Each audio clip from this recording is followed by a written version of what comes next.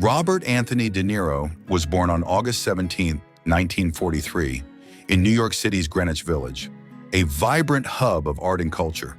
His parents, Virginia Admiral and Robert De Niro Sr., were both artists, his mother a painter, his father a painter, sculptor, and poet. Their creative world shaped young Robert, though their divorce when he was 2 left him navigating a fragmented childhood.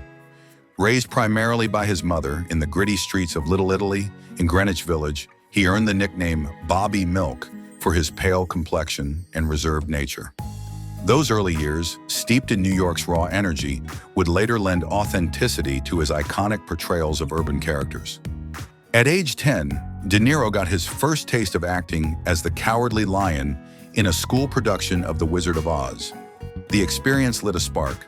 By 16, he dropped out of high school to pursue acting, diving into the craft under the guidance of Stella Adler and Lee Strasberg at the Actors Studio.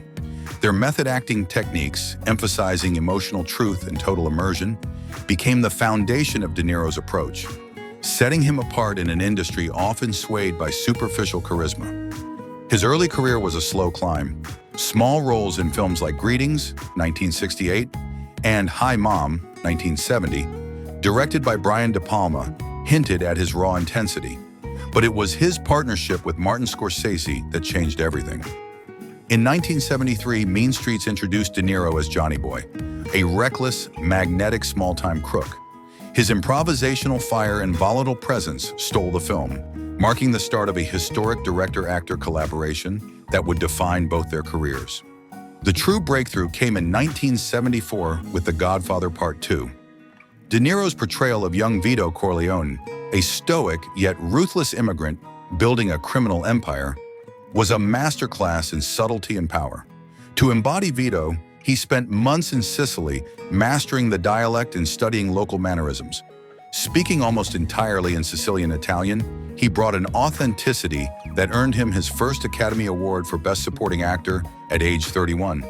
The performance not only honored Marlon Brando's iconic role in the original, but elevated the sequel to a cinematic milestone. De Niro's commitment to his craft became legendary. For Taxi Driver, 1976, he drove a cab through New York's gritty streets for weeks, immersing himself in the psyche of Travis Bickle, a paranoid, insomniac Vietnam veteran spiraling into violence. The film's iconic "You Talkin' to Me" scene, largely improvised, captured his raw intensity and remains one of cinema's most quoted moments. His chilling performance earned an Oscar nomination and solidified his status as a transformative force. In 1980, he delivered what many consider his greatest role, Jake LaMotta in Raging Bull. To portray the troubled boxer, De Niro trained intensely with the real LaMotta, perfecting the ring scenes, and famously gained 60 pounds to depict the fighter's later, bloated years. Directed by Scorsese, the black and white masterpiece blended brutal physicality with aching vulnerability, earning De Niro his second Oscar, this time for Best Actor. Raging Bull is often hailed as one of the greatest films ever made, with De Niro's performance as its beating heart. The 1980s and 1990s showcased his staggering range. He played a desperate, delusional comedian in The King of Comedy, 1982, a chilling psychopath in Cape Fear, 1991, and a loyal friend to a volatile gangster in Goodfellas, 1990, another Scorsese classic. His ability to disappear into roles, whether a priest in The Mission, 1986, a crime lord in Once Upon a Time in America, 1984, or a comatose patient in Awakenings, 1990, proved he was more than just a tough guy actor.